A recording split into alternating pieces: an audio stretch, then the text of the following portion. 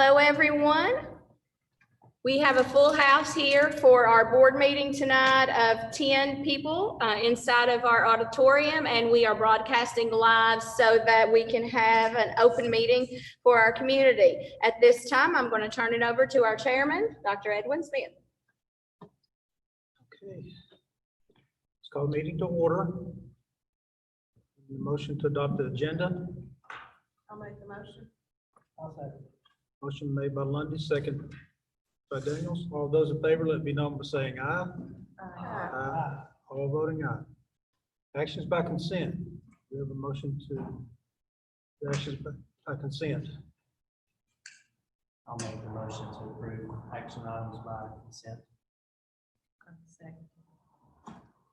Motion made by Reeves, seconded by Williams. All those in favor, let it be known by saying aye. Aye. All those, all voting aye.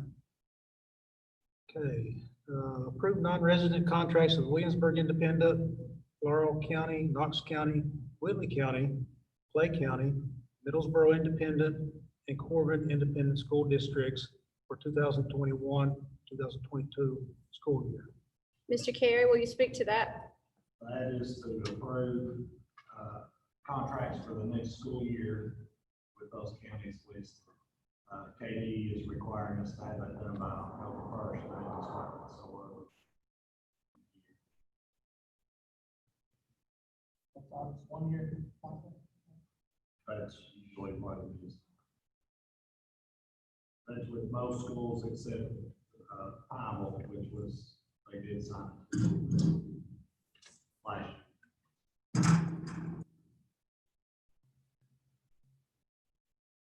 I'll say that is for us to give out of district students.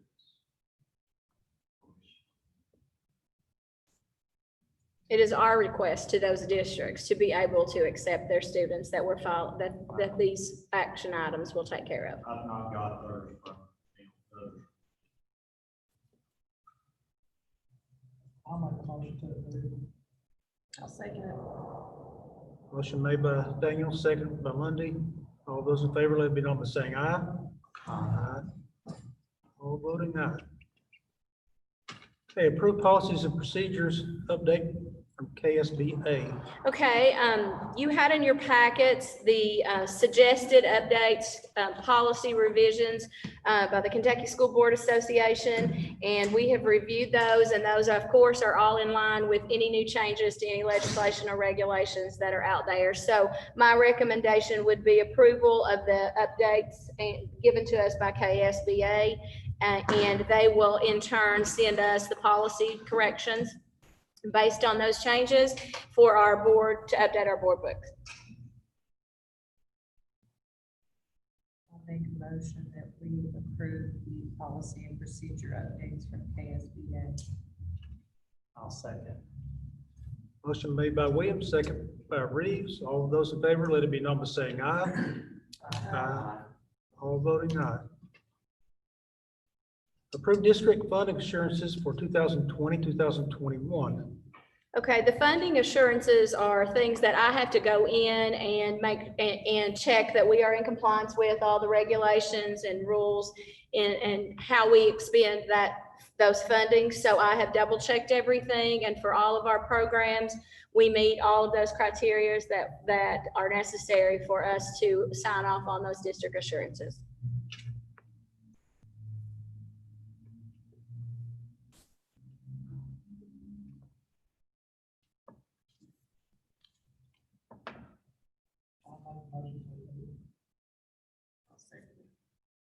Motion made by Daniel, second by Lundy. All those in favor, let it be known by saying aye. Aye. All voting aye. Set 2021 motor vehicle tax rate. Okay, the motor vehicle tax rate is the same rate as last year at 53.9, and we have to do that in a separate motion. So again, I would recommend that we maintain the same motor vehicle tax rate as last year at 53.9.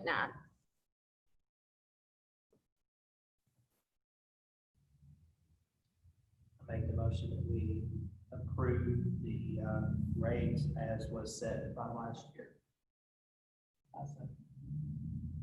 Motion made by Reeves, second by Daniels. All those in favor, let it be known by saying aye. Aye. All voting aye. Said 2020, 2021 tax rates. Okay, let me share information with you. As you know, each year we look at our tax rates, and the taxes are based on, our taxes are based on the funding, helps with the funding and offsets the SEEK calculation from the state. The compensating rate is what is suggested that we do from KDE, because the compensating rate allows us to be ensured that we will have the same monies that we had in the past year. So the compensating rate this year is 65.5, and there's an exoneration of 2.9. And the exonerations that are built in are to help recover any errors from the PVA in the assessments that happen. That's why we have that cushion with that exoneration. Or as a board, you can choose to increase taxes as much as starting with a 4% increase if you chose to do so. If you chose to increase taxes to 4%, it's not actually a 4% increase in taxes, but it's a 4% increase in revenue. So if you want to maintain and not raise taxes within looking at that 4% possibility, then you would adopt the compensating rate. And we all know with the COVID crisis and where we are now with our families, and I know we've talked about this before, that the board likes to not raise taxes. So my recommendation would be that we take the compensating rate as recommended by KDE and not do the tax increase at the 4%. So the compensating rate at 65.5 and the exonerations at 2.9.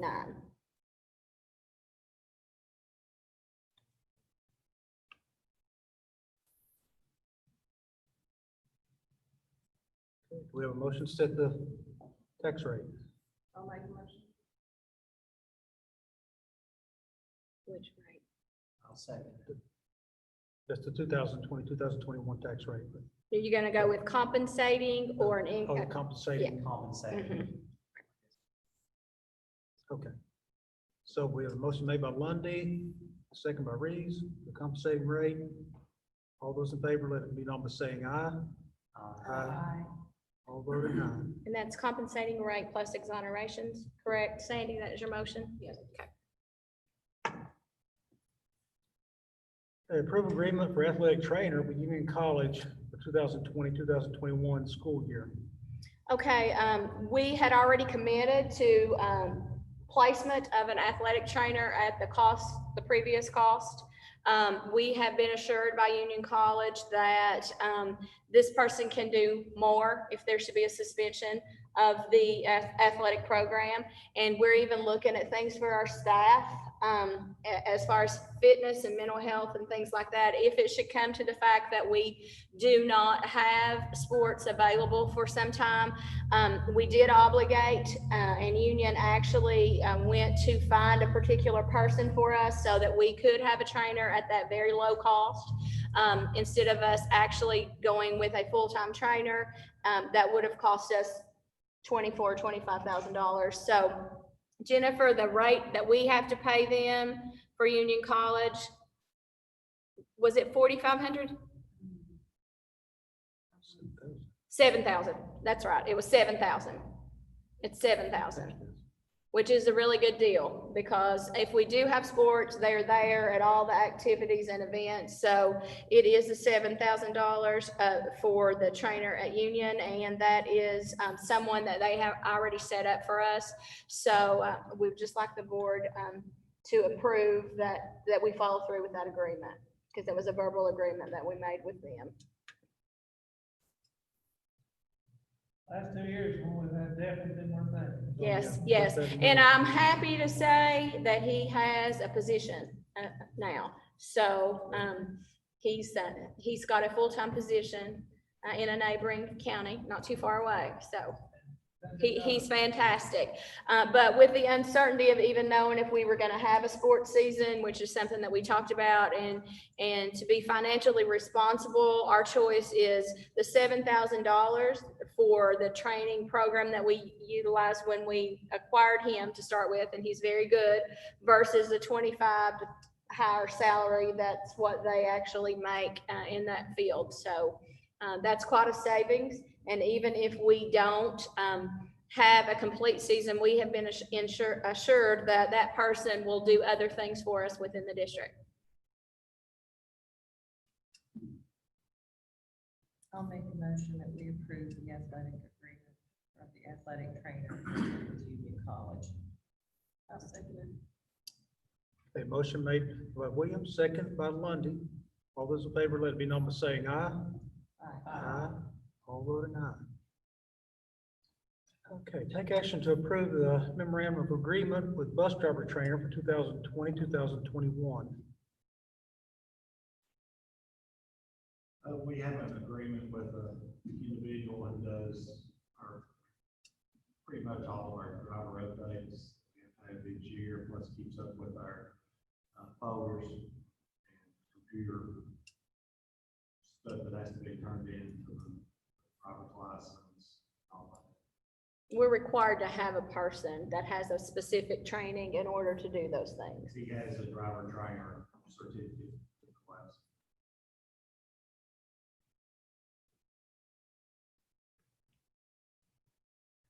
And I'll make a motion that we approve the MOA with for bus driver training for 2021. Motion made by Williams, second by Daniels. All those in favor, let it be known by saying aye. Aye. All voting aye. Okay, approve MOA with Berea College for Gear Up program. Okay, this is the last year of the grant for Berea College, and I did speak with them, and I do not think there's going to be an extension to that particular grant. But every year we have to sign the memorandum of agreement with them, and this is the same thing that we've signed every year of the grant.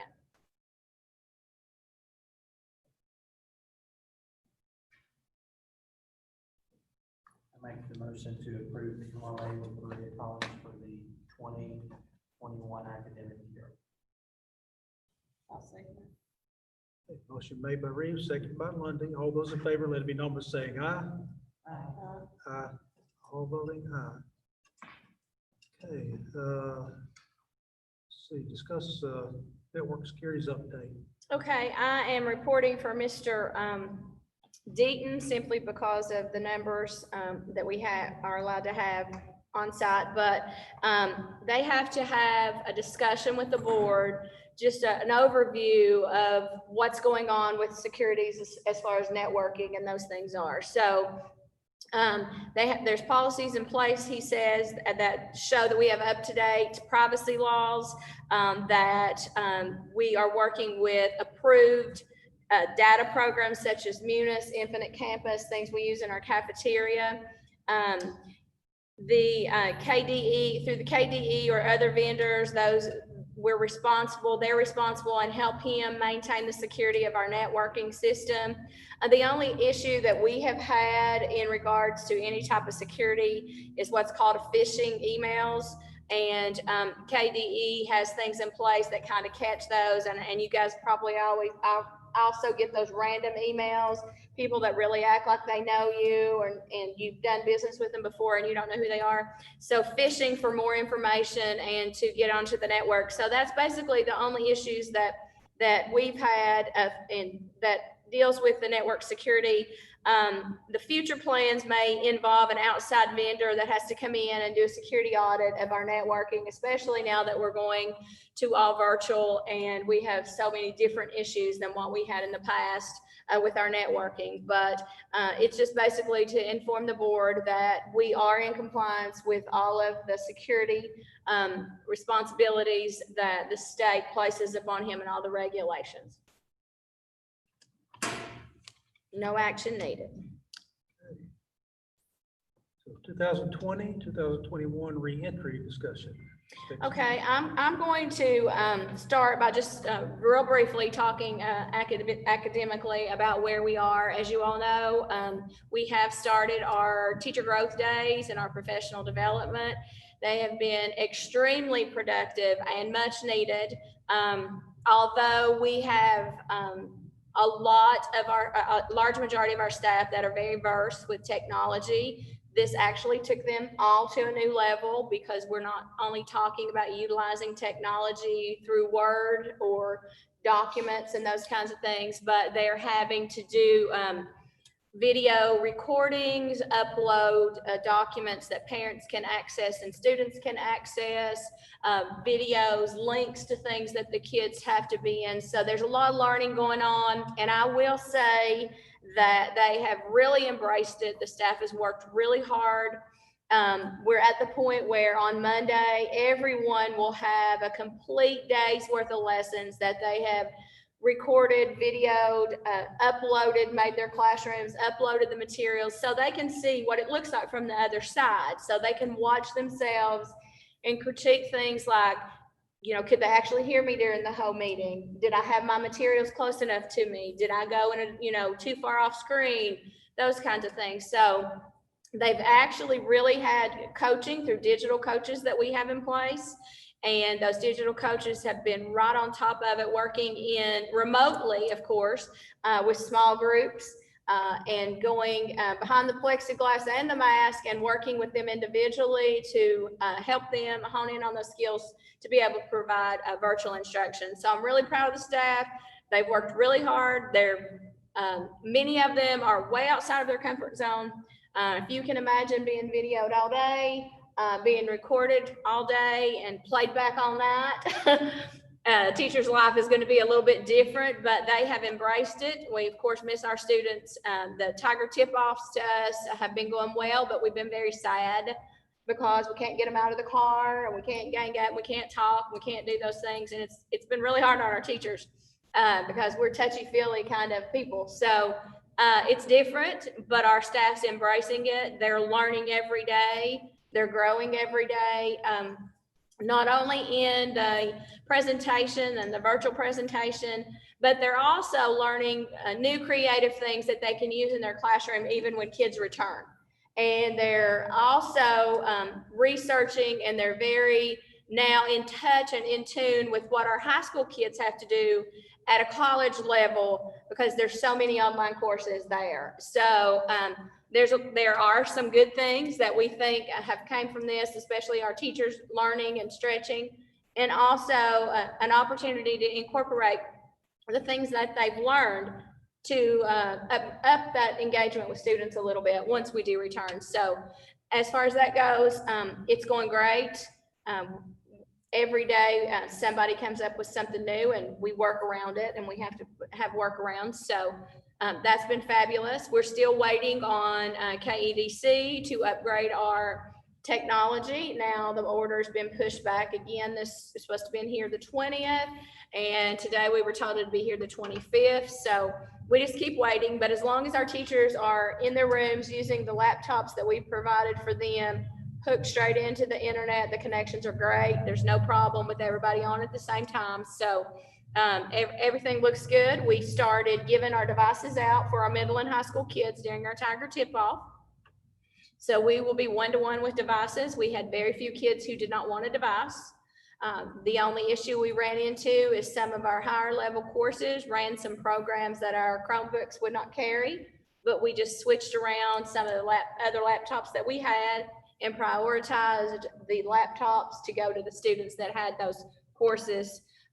So we also have Odysseyware that we talked about that's purchased for classes that maybe don't have all the things that they need to be able to do virtual because it wasn't designed to be a virtual class. Now we actually have the Odysseyware software, and it's an online course. So even though it will look different, it allows the course to continue and maybe the certification such as engineering to happen that wouldn't have happened if we did not purchase the Odysseyware. So a lot of teachers will be using it also as extras, but teachers will be delivering live instruction every day. And that, I mean, kids can watch it live, or they can also look at it later on. It will be recorded, but teachers will be teaching during every course and every content. So we're just not going to turn something on and ask them to watch it. So we hope that the engagement, at least at that point, is enough to keep kids interested in those things. So as far as that our reentry plan goes, we're just waiting, of course, as a board to see what happens as we get closer to the 28th. The odds are, we don't know what's going to happen. When we get closer to September 28th, what superintendents have been told is that as we get closer, we'll let you know what we're thinking. We'll let you know if we feel like we need to do a complete startup or what. But again, since this wasn't a recommendation, this was only a recommendation and not a mandate. I look for the same thing to happen at the end of September, when it's time for us to make another decision. But as far as that goes with the academic reentry, I feel really good where we are academically. We're trying to reach out to our parents who are very worried. We see comments made, and we're trying to reach out and say, call us, we'll help you, ask us questions.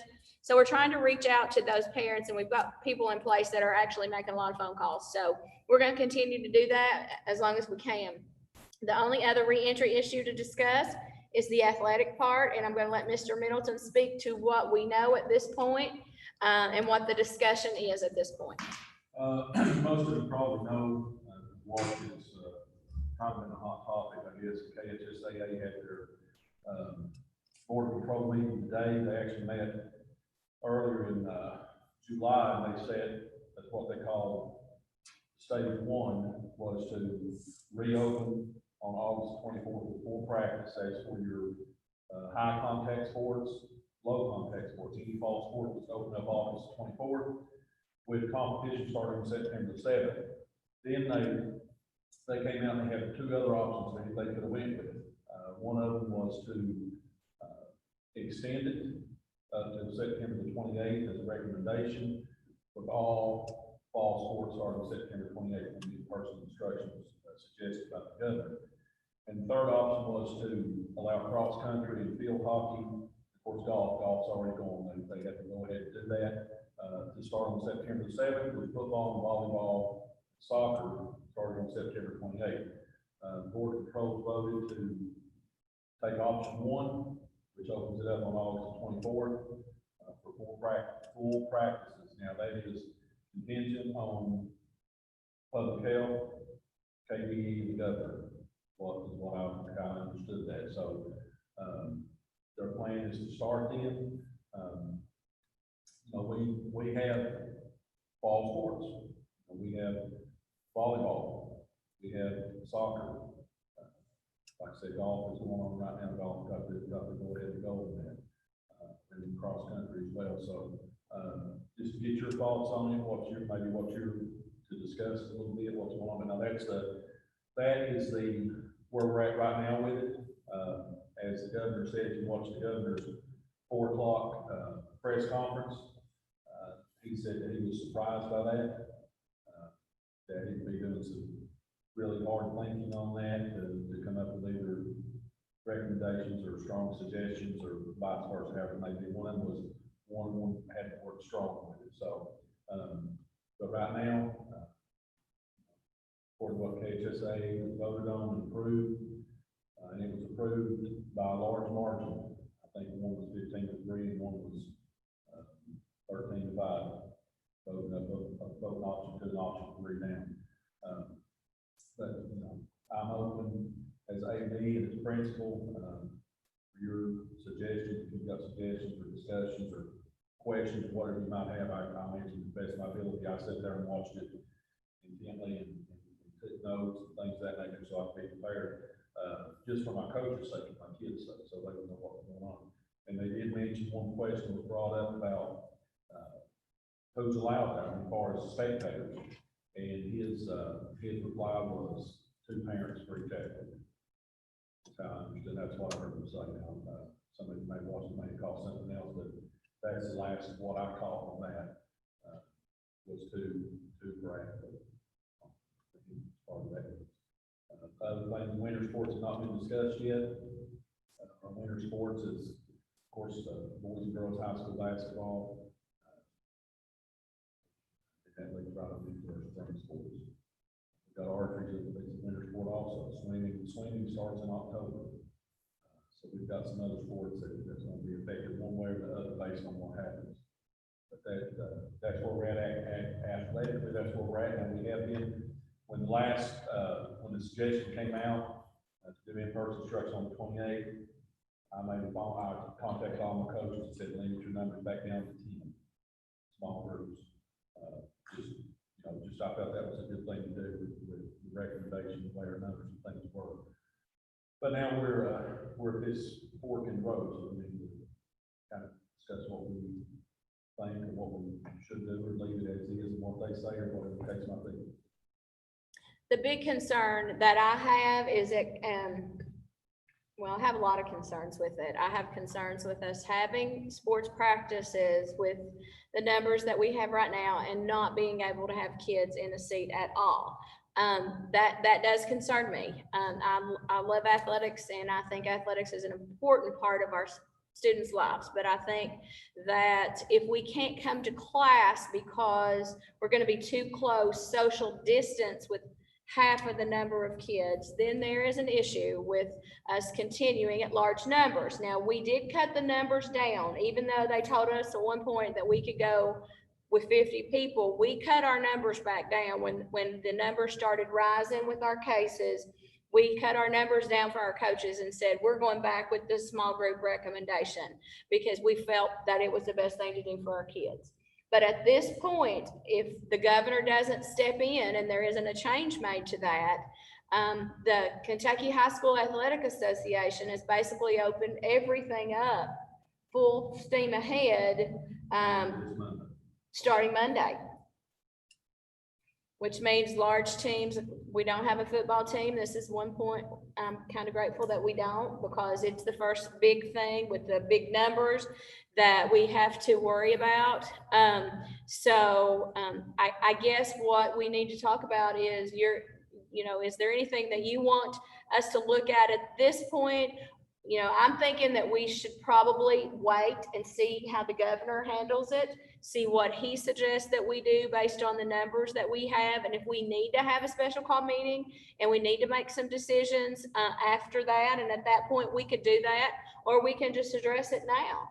And either way, I do worry about our kids not having the sports. I know it's a big part of our kids' lives.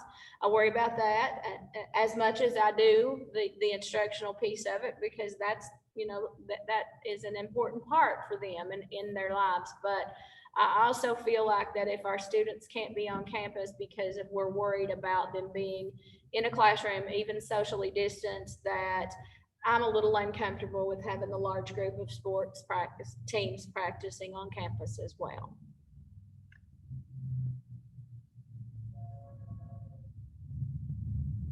I think we're all concerned about that. I'd probably recommend wait and see what the governor says, because I feel like he's probably going to make some changes to that and to follow his lead. And then maybe you can poll us next week after he has that discussion and see if we as a board then need to make some decisions, then call a special call meeting. Okay, I don't know that we have to. Do we have to? Can we just, Depends on what he says, I suppose. Yeah, I want their input, Tim. Don't point at me. Yes, that's what I will do. And I'll be real honest with you. I think that we will hold our numbers to the small groups until the governor does make a rule on it. We won't release our teams to practice above that numbers of 10 until we do have a new ruling on it, which is probably not going to be popular. So I'm sorry, students, and I'm sorry, coaches, but for your safety, I think that is the best thing that we can do. So we're going to hold our numbers to the first recommendation of 10. Wait to hear what the governor has to say. If he addresses it and makes a recommendation, then I will communicate with you. We'll talk about what his recommendation is, and you can let me know your feelings on it, and we can make a decision if it needs to be changed at that point in time. Yeah, let's see what he says. We got cross country. We got a big turnout for it. We've got right now, we have, because we got some dual sport, athletes too, that's doing soccer plus one run cross country, vice versa. But with them, we've got about 6, 5 boys and one female. That Sarah's also doing that, but Okay, well, she's yeah, not been so going because she's, so there'll be 2 females. She's been been- moved in the other. yeah. So, and with that, you don't have to have large numbers with that, you need to have 5 is what you need to have, in order to be at the, regional and state tournament participation, so you need to have 5 to compete as a team. Although we have individuals going to run, in the state tournament, we have one last year run in it, and from watching the progress the young man's made over the summer, I think he's gonna fare real well this year, so. Well, that's one that's outside. So when does soccer start? I will say this to you, and I don't know if you've noticed the change in the conversation, but even there's been a change and a shift in the conversation with public health in our on our webinars. And the governor even said it today when he showed a picture of this group that had been delivering food and they had their mask on. And his comments were, that's really good, they got their mask on, but the next time before they take a picture, they need to be 6 feet away. So the language is kind of changed right now to do both, when you can do both. So it's the conversations that we've been having has been a little different lately. So as we said, with the pandemic, we have to be flexible. We have to know that change is coming. Change comes every day. And that is the change that I am picking up on in all of our conversations now. So that is one of the reasons that I really worry about having the groups larger than 10. It's very, very hard for them to do one, and it's certainly very hard for them to do the other. And when they're conditioning, they can't wear the mask. So that is one of the reasons that Paul and I talked about making sure that we held those numbers low until we got some additional guidance on that. And I think cross country has a plan in place for if they actually do start, the starting lines and things will be different so that the kids are at that distance. So they're putting some things in place for that. And volleyball, I mean, you can't change the game. So we're still waiting on additional guidance, but we have the wide open prairie if we choose to take it. One thing, Sandy asked about was when the soccer starts, our first soccer match is scheduled for September 10th. That's when the first soccer match. So they really, if we can go ahead, they probably need to practice, don't they? They do, but I'm gonna hold them to small groups. Until the governor changes the recommendation. I don't know how many he's got out, but at any of his practices, I've seen. It's several. been about 10. They're small. But I will also tell you this, that the decision is going to have to be made because many districts are having to make this decision. Do we allow sports, our teams to travel and teams to travel to our school district when we're not allowed to have kids in a seat? That is a big decision. I think it's conceivable that the governor could tie all of this back to the reentry date, that everything has to start on the same day. It's very conceivable from what I'm hearing. I agree. So, and if that comes to us, then we really don't have a decision to make. That's exactly right.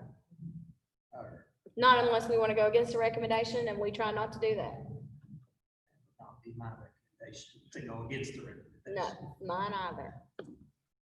So at this point, then I guess we will move forward, but that is going to be a big issue, Sandy, because, do we have our kids exposed to other kids and 2 parents per other child from another school district in here when we can't have our kids in a seat at school? So there comes new issues. And how far are we from having to make that call? According to KHSAA, our first volleyball game could be September 7th, and soccer as well. I think we're expecting to hear from the governor on Monday, I believe. So we've got time. Yeah. We will have a little time. Now, he didn't say he would address it on Monday.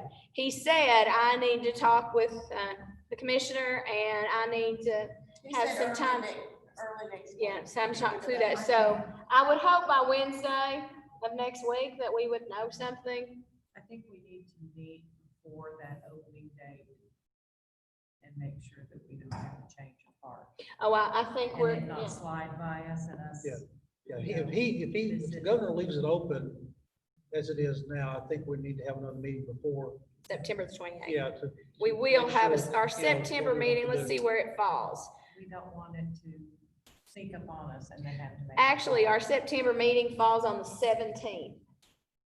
Decisions we made, and if the governor decides to leave it, it's just my opinion, and, that's what it is.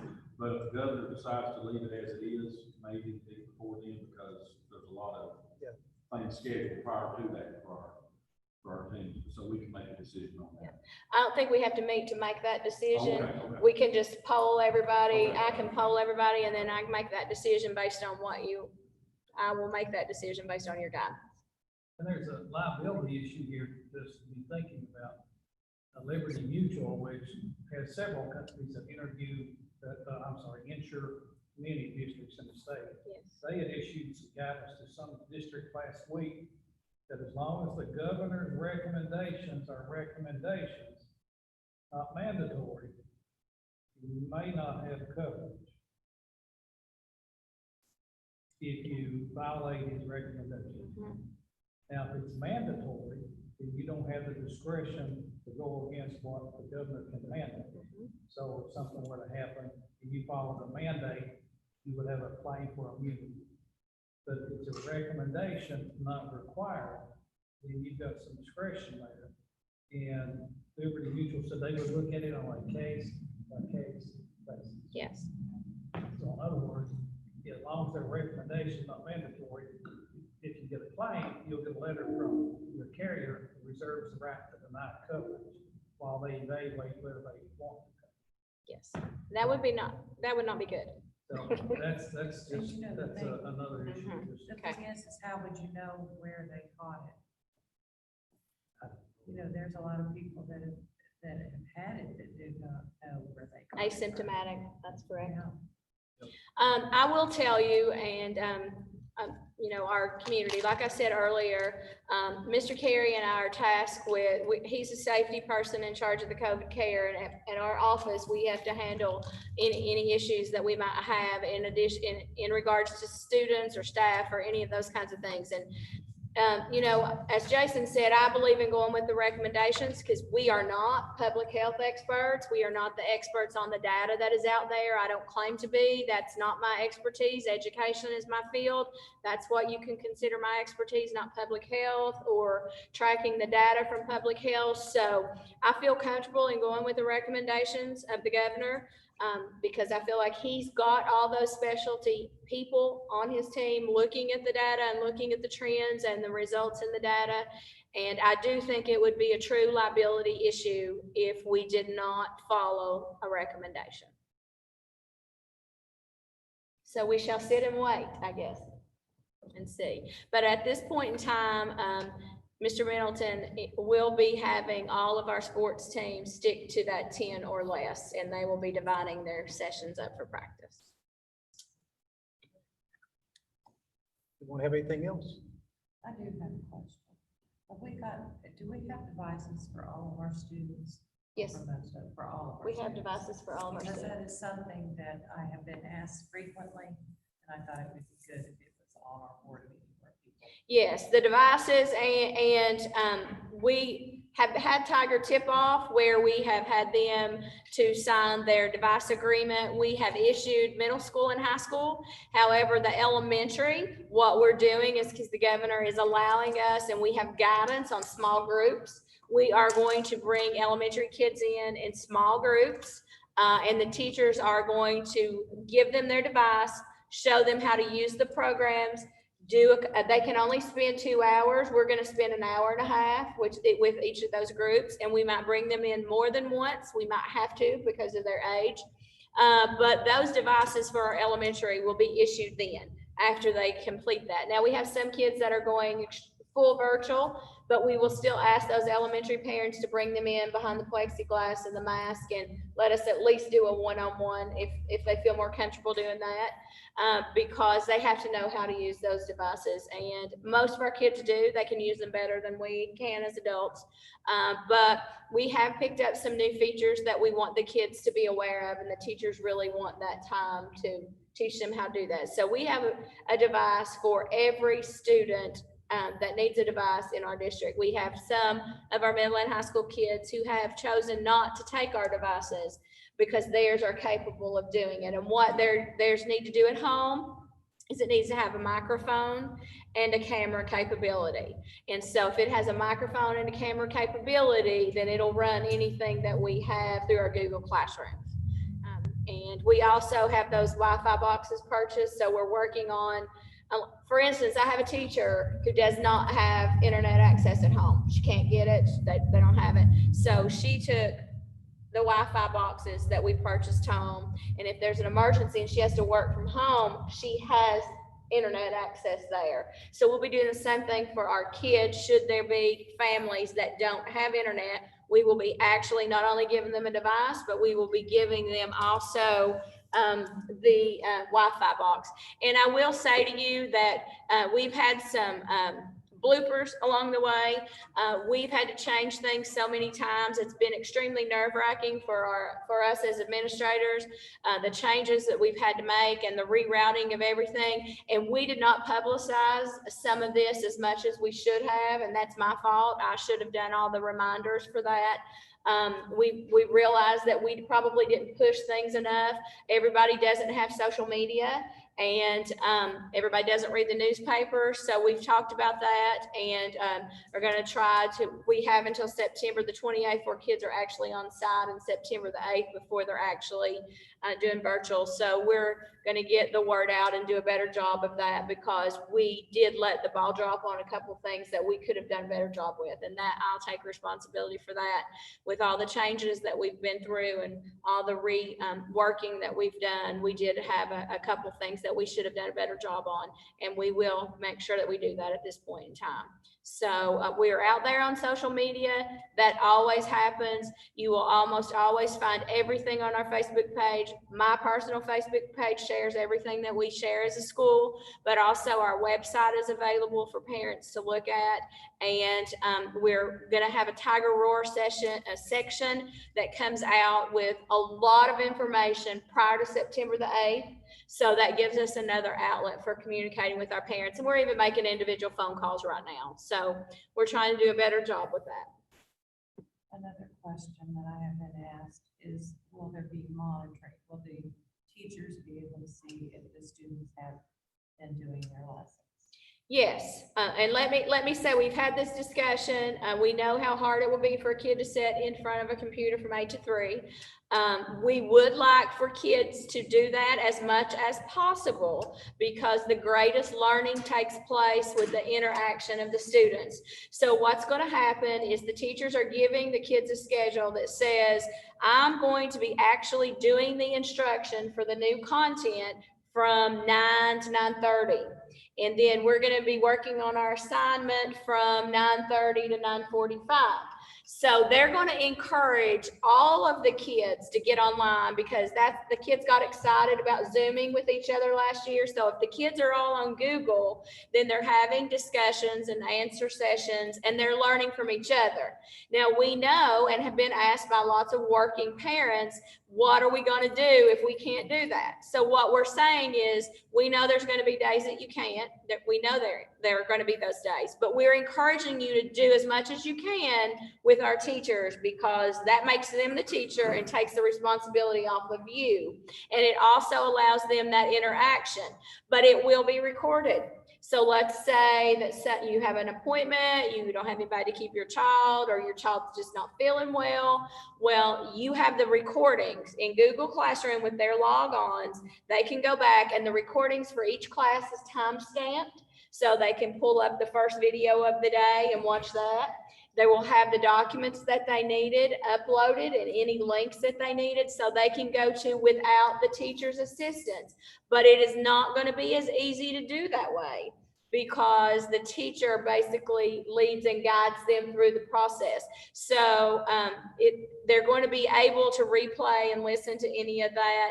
The absences, let's say a child is sick, and this is something we're trying to communicate to our parents. Your child is sick and can't, regardless of whether it is live time or late that afternoon, they're just not able to do it. We treat it the same way we do any other absence. You've got a doctor's excuse and you have 3 days to complete the work. So it will be treated the same way. If you're sick and you can't work on it at the time, you will call the school and you will say, my child's sick today. And we do know through Infinite Campus now has a way for us to see that kids have logged in during the day. It's not perfect. It doesn't show us everything that we want to know as a school, but it does show us. But I will say as a district, it's really important for our teachers, and we have talked about it. We've talked about them realizing that parents are working and that it is difficult. So we want to maintain the rigor, but we want to be reasonable in the assignments that we give and the expectations. With that being said, it's still not going to be a piece of cake, because at Barbourville, we want them to grow and we want them to learn. And we missed a lot of instruction because we didn't have a lot of things in place last year that we're going to have in place this year. So we're already trying to fill in those gaps. So we want to make sure that our parents understand that we still have high expectations for our kids. We're trying to be there for them and do the teaching for them, and also give them the option of going back and looking at it. But things like timelines will still exist. Teachers will expect kids to have their work submitted by certain times. That will still exist. So, those things are things we'll work through, and each situation could be unique in what we're doing. And we're going to be there to help parents in any way that we can. Our teachers are working really hard to make sure that we're covering that gap from last year and also covering those important standards. We've asked them to really look and be reasonable in their assignments and expectations. And all of our administrative team and myself have what's called a big sister, little sister companion to Google Classroom. And at any time we can be in every classroom, and we will be. And so we will be judging and looking, and teachers will be working with us on the amount of work and the time frame for completing the work. But those expectations will still be there because, we're a school that's very academic focused. The timelines will still be there, but we will have things put in place for them. We will even have opportunities for kids who say, I'm just really struggling, to bring into those small groups and let people work with them. And also do the students who need special services. We'll be providing those for them. It may be online or it may be in small group, but we can do the same thing for students who are struggling, and they will be monitored. If we go a week and say Kay Dixon hasn't turned in but 1/4 of her assignments, somebody's going to call that home, or somebody's going to visit that home and say, hey, do we need to help you with something? Is something not working? Parents, we also encourage you, once we get these devices in your hand, to watch our tutorials that are going on with our digital coaches that are on our Facebook page to help you help your child. And also reach out anytime during an email to those teachers. We are modifying our schedule because we know that kids don't like to get up early, but we have to start at 9 o'clock in order to get our content in. So our teachers will do their planning and their conferencing via email for any questions that parents might have every morning from 8 to 9. So from 8 to 9, if there's been an issue with the work the day before, you can email the teachers and they will respond to your emails, and we'll get back with you and help you solve that problem. So we're trying to put a lot of things in place. If your internet's not working, your device is not working, we're going to give you a number before we start back school, and you're going to call us and we're going to troubleshoot those things for you. Anything that we haven't thought of, any suggestions that our community and our parents have, please feel free to email me at any time. It's kai.dixon@bville.kyschools.us. We answer every email. There's not one that ever goes unanswered from any of our administrative teams. So if there's anything that you need clarity on or you need cleared up, please feel free to call us at any time. And if we don't know the answer, we're going to find it for you. Teachers are also that responsive. They always answer their emails and they will always get back to our families. One thing that Ms. Williams and I did talk about, I'm really proud of our staff and the hard work that they're putting in. And what we also have to realize is if we aren't working in real time, our teachers are. So teachers are already working 8 to 3. So it's not going to be like NTI where we can contact teachers and have the expectations that at 9 and 10 o'clock every night, they're going to be able to get back with us. But what Ms. Williams suggested and we're working on is to have one day a week where our teachers are willing to do a couple late hours for working parents so that we can communicate with them then. Because I can't ask teachers to be on call 24 hours a day. Not that they won't. I'm not saying they won't. Most of them will. They're like the rest of us. They'll answer at any time, but they're actually providing, they're working, they're here and they're working harder than ever. This is very hard for staff to do. It is very hard and very intense. So this group they've embraced it. They wish their kids were here. And they're doing a phenomenal job and they will be responsive to any emails that come in. We, again, are trying to minimize the time for families by saying, okay, we're not even going to start until 9 o'clock.